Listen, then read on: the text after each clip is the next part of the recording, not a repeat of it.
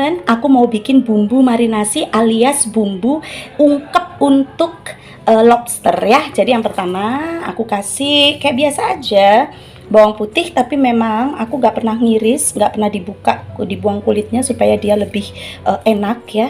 Kemudian ketumbar, terus aku kasih garam sama penyedap rasa, aku kasih kaldu jamur. Oke, lalu kita ulek sampai halus.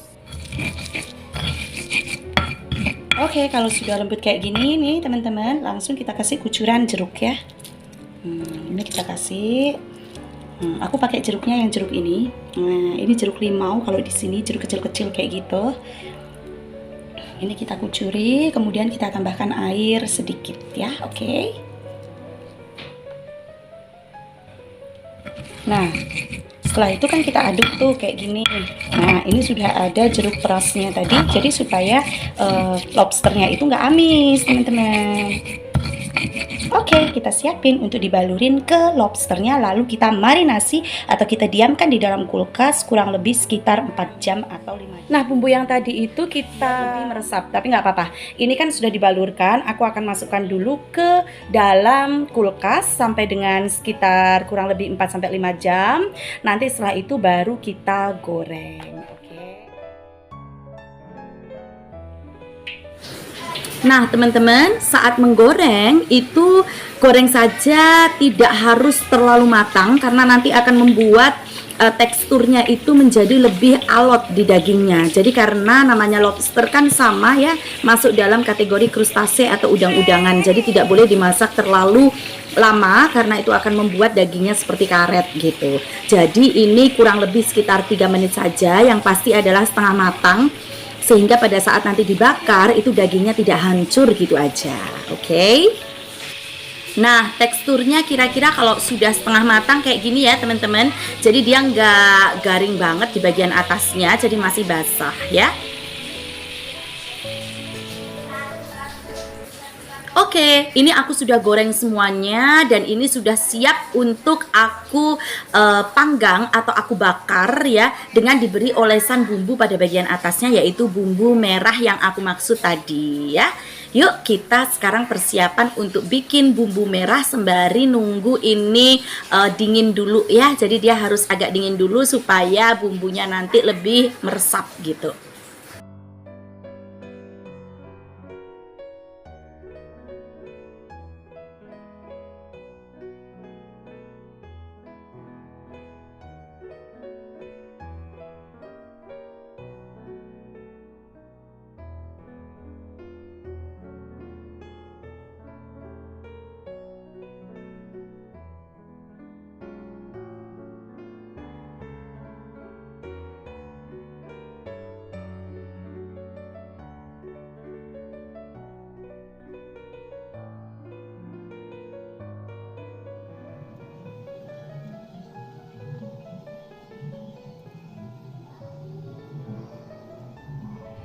Oke teman-teman semuanya, nah sekarang nextnya yaitu kita bikin bumbu merah atau saus untuk dibalurkan pada lobster. Oke, aku bikin saus merah ini sangat sederhana. Ini adalah resep dari Chef Yongki ya. Dan ini kayaknya enak banget dan sesuai dengan aku biasa bikin ternyata, yaitu bawang merah, bawang putih, kecap, dan saus ya. Saus ini aku beli saus yang biasa aja, nggak usah yang mahal-mahal banget karena ini lebih berasa saus-saus rumahan.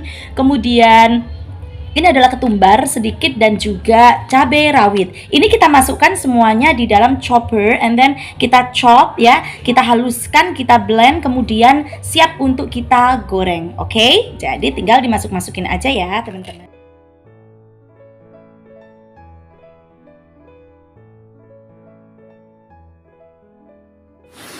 Nah, kemudian kita oseng dengan memberi sedikit minyak saja ya teman-teman. Pada saat mengoseng supaya tidak gosong, itu tambahkan dengan air sedikit saja. Kemudian biarkan dia hingga mendidih ya. Kemudian di sebagian pinggir-pinggirnya itu biasanya akan nampak seperti berminyak begitu. Nah, itu berarti tandanya dia memang benar-benar sudah matang ya. Lalu ini kita angkat dan kita siapkan di dalam piring untuk kita balurkan kepada lobster yang tadi udah kita siapin ya. Dan oh iya, ini nggak pakai garam ya teman-teman, nggak pakai penyedap rasa juga karena bumbu yang tadi untuk bumbu ungkepnya sudah pakai ya. Jadi supaya tidak terlalu over salted ya. Jadi makanya kita pakainya tanpa salt, garam dan juga penyedap rasa. Oke, nah kemudian langkah selanjutnya teman-teman, itu lobster yang sudah tadi digoreng itu kita siapkan ya di tempat pemanggangan. Jadi ini aku siapkan semuanya karena kebetulan 1,5 kilo itu cukup di dalam 1 kali memanggang ya. Nanti cara memanggangnya teman-teman tidak usah terlalu banyak dibolak-balik. Memanggangnya pun juga tidak membutuhkan waktu yang lama. Paling kalau untuk bagian bawahnya itu ya, untuk cangkangnya itu kita panggang kurang lebih sekitar ya 10 menit atau 7 menit lah cukup. Kemudian pada bagian atasnya itu hanya dibalik 1 kali saja dan hanya paling tidak kurang dari 1 menit ya. Yang pasti akan menghasilkan golden brownie saja ya, supaya menghindari liat atau kayak karet nanti pada saat kita makan ya. Jadi nanti nggak juicy lagi kan, nggak enak tuh, kering gitu kan nggak enak ya.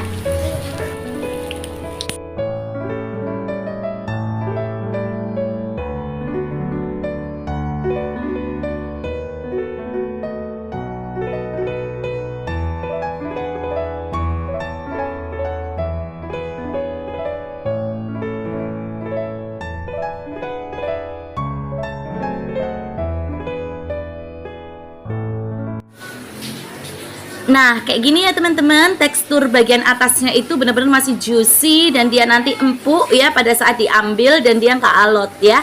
Dan teman-teman lihat pada bagian atas juga dia tidak gosong, dia juga tidak matang banget, tapi dia kayak kalau aslinya tuh itu kayak mengkilat gitu teman-teman ya. Jadi dia shiny banget, bagus banget, dan ini memang benar-benar maknyus, enak, mantep jiwo.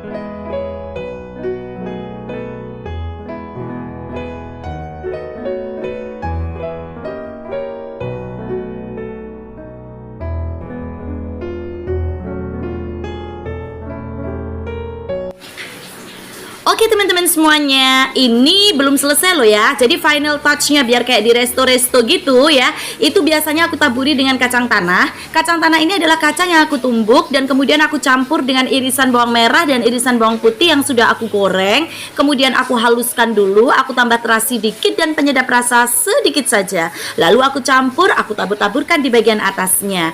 No need sambal lagi ya, jadi kita nggak perlu pakai sambal. Tapi buat kalian yang penyuka pedas kemudian pakai sambal juga boleh, tapi nggak usah pakai taburan kacang lagi ya. Ini aku nyontek, aku googling resep dari Chef Yongki Gunawan.